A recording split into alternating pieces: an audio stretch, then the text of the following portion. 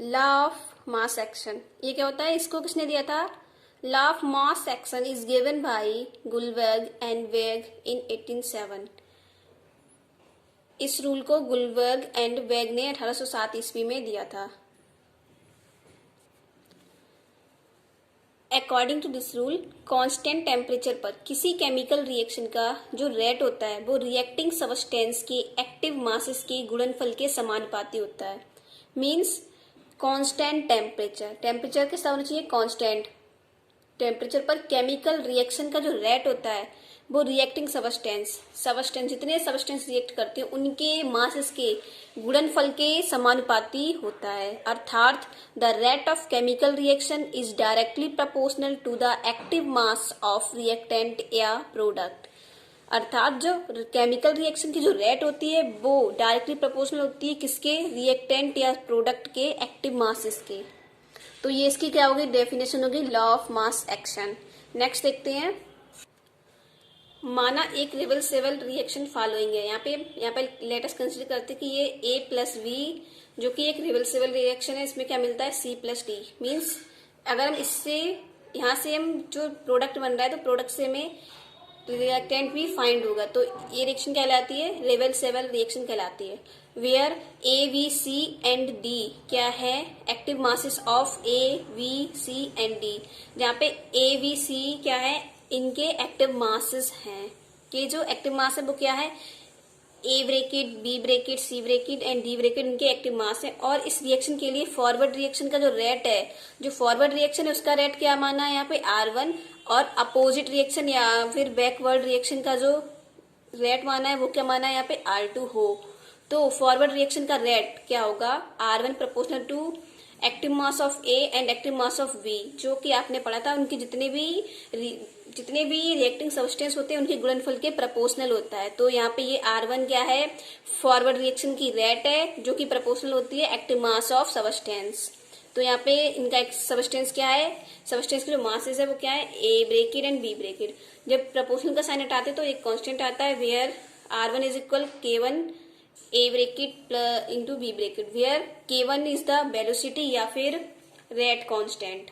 क्या वेलोसिटी मान सकते हैं या रेट कांस्टेंट मान सकते हैं। नेक्स्ट इसी टाइप से हम निकालेंगे बैकवर्ड रिएक्शन के लिए। द बैकवर्ड रिएक्शन के लिए रेट निकालेंगे तो बैकवर्ड रिएक्शन के लिए R2 मानी थी रेट, तो R2 प्रोपोर्शनल टू CD, क्योंकि वहां के जो एक्टिव मासेस हैं सबस्टेंस के क्या है? C है एंड D है। तो जब इस प्रोपोर्शनल का साइन हटाएंगे तो K2 आ जाएगा, वेयर K2 क्या होगी? यहाँ पे रेट कांस्टेंट होगी एंड R2 इज यहाँ पे K2 होगा, K2 is the rate constant होगी at equilibrium state. Equilibrium state में क्या होता है? जो फॉरवर्ड रिएक्शन की जो रेट होती है वो बैकवर्ड या अपोजिट रिएक्शन की रेट के बराबर होती है। कौन सी स्टेट में? जब इक्विलिब्रियम स्टेट हो। तो फॉरवर्ड रिएक्शन की रेट क्या थी हमारे पास? K1 A bracket B bracket is equal K2 C bracket D bracket. यहाँ से हम क्या करेंगे? K2 को अपॉन में इस साइड पहुंचा दिया है एंड इसको यहाँ पे पहुंचा दिया, तो K1 upon K2 is equal क्या आ जाएगा? C bracket B bracket upon A bracket B bracket. तो यहाँ से आपको K2 इज इक्वल क्या मिल जाएगा? यहाँ पे K इसको क्या मान लिया? K1 अपॉन K2 के पूरे एक रेशियो को क्या नाम दे दिया है? ओनली KC इज इक्वल क्या दे दिया है? C bracket D bracket upon AB, where KC is forward and backward reaction के रेट कांस्टेंट का रेशियो है। वेयर जो KC है वो फॉरवर्ड और बैकवर्ड रिएक्शन के रेट कांस्टेंट का रेशियो है K1 अपॉन K2। ये आपको पता ही है क्योंकि K1 किसका कांस्टेंट माना था? रेट कांस्टेंट, रेट A का, और K2 रेट 2। तो यहाँ से आपको मिल गई KC इज इक्वल ये रिएक्शन। अब अगर यहाँ पे यदि देखें, यदि रिएक्शन फॉलोइंग हो, A प्लस A से क्या बन रहा हो? C प्लस D गैस, मतलब दोनों सेम रिएक्टेंट हो, तो KC इज इक्वल क्या आ जाएगा? नीचे A स्क्वायर आ जाएगा क्योंकि B की जगह पे यहाँ पे हम A ही तो रखेंगे तो A स्क्वायर आ जाएगा। तो यहाँ पे आपको अगर इस टाइप की रिएक्शन करनी हो तो आप इस टाइप से भी कर सकते हैं। तो यहाँ से KC क्या है? आपका फॉरवर्ड एंड बैकवर्ड रिएक्शन के रेट कांस्टेंट का रेशियो है, और चूंकि यहाँ पे A दोनों सेम रिएक्टेंट लिए हैं तो नीचे A स्क्वायर आ जाएगा। अब देखेंगे thermodynamic treatment of law of mass action. ये इम्पोर्टेंट है एग्जाम के लिए, तो आप इसे कर लें। इसमें क्या करेंगे, let us consider that a general reaction is reversible. यहाँ पे मानते हैं कि एक जनरल रिएक्शन रिवर्सिबल की ये है, small A into capital A plus small V into capital V reversible small M into capital M plus small N into capital N. ये एक जनरल रिएक्शन मानी है। यहाँ पे देखिए, we know that from thermodynamic the गिव्स free energy for reactant and product molecules. Thermodynamics से जो थर्मोडायनेमिक्स की गिव्स फ्री एनर्जी है, उसके द्वारा जो रिएक्टेंट और प्रोडक्ट के मॉलिक्यूल्स की जो गिव्स फ्री एनर्जी होती है वो क्या होती है, जी आर। आर क्या है, फॉर रिएक्टेंट के लिए जो गिव्स फ्री एनर्जी होगी वो क्या होगी, A mu A plus small V mu V. इसको क्या मान लिया, इक्वेशन 1 मान लिया। And GP for product, GP क्या है यहाँ पे आपका प्रोडक्ट के लिए, तो small M mu A capital M plus small N mu capital N. इसको क्या मान लिया है यहाँ पे, इक्वेशन 2 मान ली। तो ये क्या है, गिब्स फ्री एनर्जी की इक्वेशंस है for reactant and for the product. तो वेयर जहाँ पे आपका जो म्यू है वो केमिकल पोटेंशियल है, तो ये यहाँ पे जो म्यू दे रखा है वो क्या है, केमिकल पोटेंशियल है। चूंकि द चेंजेस इन गिव्स फ्री एनर्जी, गिव्स फ्री एनर्जी में चेंजेस अगर निकालने हो तो क्या करेंगे, delta G is equal GP minus G R. Means जो गिव्स फ्री एनर्जी का प्रोडक्ट है उसमें से हम रिएक्टेंट को घटा देंगे तो हमें क्या मिलेगा, उसका चेंजेस मिल जाएगा। तो ये जीपी की वैल्यू थी यहाँ पे, और ये क्या है, जी आर मीन्स रिएक्टेंट की वैल्यू। इसको जब घटाएंगे तो लिखेंगे यही, केवल जीपी से जी आर को घटाना है। एंड एट इक्विलिब्रियम, इक्विलिब्रियम की स्टेट में क्या होगा, जो जीपी होती है, गिव्स फ्री एनर्जी होती है, वो क्या होती है, 0 होती है। Hence equation 3 change in following form, जो इक्वेशन 3 है वो एक फॉलोइंग फॉर्म में चेंज हो जाएगी। देखिए, जो जीपी इज इक्वल, यहाँ पे अगर 0 रख देंगे तो ये सीपी की वैल्यू है एंड ये जीपी की वैल्यू है एंड ये किसकी वैल्यू है, जी आर की। तो इसके इक्वल क्या हो जाएगा, 0।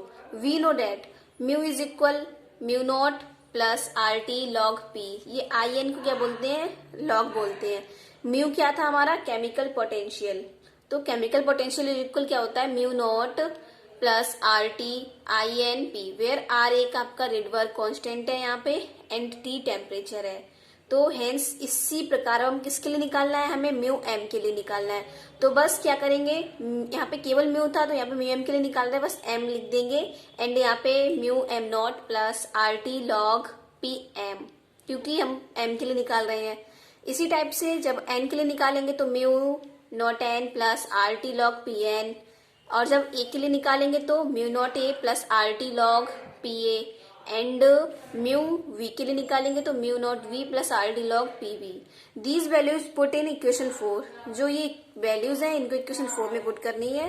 इक्वेशन 4 कौन सी थी, देखिए यहाँ पे जो मानी थी इक्वेशन 4 ये वाली, इसमें वैल्यू पुट करनी है यहाँ पे म्यू एम की, म्यू एन की, म्यू ए की प्लस म्यू वी की। जो यहाँ पे वैल्यू पुट करेंगे तो देखिए वैल्यू रखते हैं यहाँ पे हम, यहाँ पे जब वैल्यू पुट करेंगे तो देखिए ये किसकी वैल्यू है, यहाँ पे सबसे पहले रखेंगे म्यू एम की वैल्यू। म्यू एम की वैल्यू क्या थी, यहाँ पे देखिए जो इक्वेशन 4 है उसमें जब आप वैल्यू रखेंगे तो ये कुछ इस टाइप से बन जाएगी। तो आपको वैल्यू रख के इसको केवल सॉल्व करना है। तो यहाँ पे सारी वैल्यूज रख दी गई है, देखिए इज इक्वल क्या है, 0 है। नेक्स्ट क्या करेंगे, जो ये एम है इसकी अंदर मल्टीप्लाई कराएंगे, यहाँ पे एन की कराएंगे एंड यहाँ पे ए की कराएंगे और यहाँ पे बी की कराएंगे।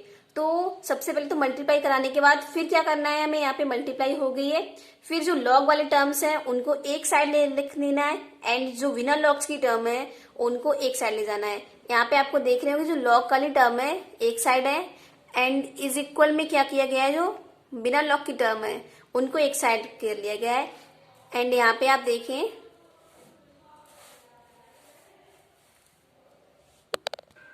इसमें से जो क्या आ रहा है कॉमन, आर टी कॉमन आ रहा है, तो यहाँ से आर टी कॉमन कर लिया है एंड यहाँ पे क्या किया है, इसको एक ब्रैकेट में लिख लिया, यहाँ पे माइनस कॉमन करके एंड इसमें एक ब्रैकेट में कॉमन करके लिख लिया है।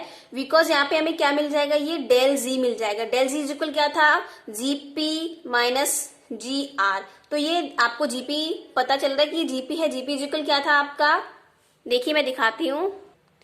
जीपी इक्वल आपका था M mu M plus small N mu N, and G R is equal क्या था, small A mu A plus small V mu capital V. तो ये जीपी और जीआर की वैल्यू वहां पे आपको मिल रहा है, तो यहाँ पे आपको टोटल जीआर इज इक्वल क्या था आपका, देखिए यहाँ से जीआर इज इक्वल था जीपी माइनस जीआर, तो ये यहाँ पे आपको क्या मिलेगा, जीआर यहाँ पे मिल जाएगा, डेल्टा जी मिल जाएगा आपको।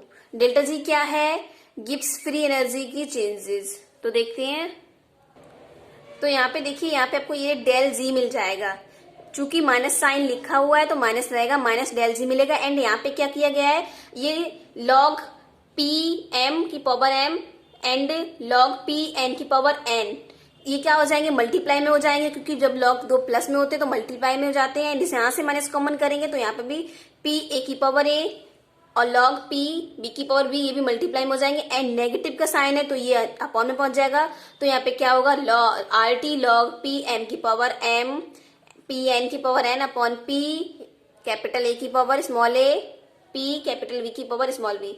यहां से क्या करेंगे, जो आर टी है इसको इसके तो यहाँ पे आर टी को अपॉन में पहुंचा दिया है। चूंकि जब लॉग दूसरी साइड पे जाता है तो क्या हो जाता है, जो दूसरी साइड होता है वो पावर में पहुंच जाता है, तो यहाँ पे लॉग को इस साइड भेजा गया है, तो क्या बना है, पी कैपिटल एम की power small M into P N की power N upon P A की power A into P B की पावर वी इज इक्वल क्या होगा, ई की power minus del G upon R T. ये आपकी क्या बन गई, इक्वेशन 6 बन गई यहाँ से। तो आपको समझ में आ गई होगी कि इक्वेशन कैसे बन गई है, और ये ई की पावर क्यों हुआ है, क्योंकि लॉग को इस साइड यहाँ पे भेजा है, तो लॉग दूसरी साइड जाता है तो क्या हो जाता है, वो ई की पावर में चेंज हो जाता है, जो इस साइड लिखा होता है वो उसकी पावर में बन जाता है। तो देखते हैं आगे,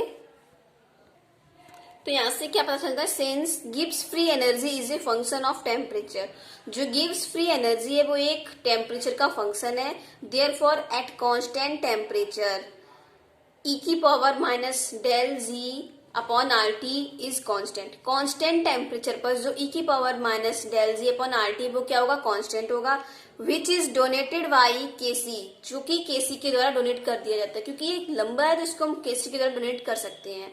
hence equation 6 takes following form, तो जो इक्वेशन 6 होगी वो इस प्रकार लिखी जा सकती है, जो पीछे मानी थी, ई की power minus del G upon R T is equal क्या लिख दिया है, केसी लिख दिया है, और इजिकल जैसा था वैसा ही लिखेंगे।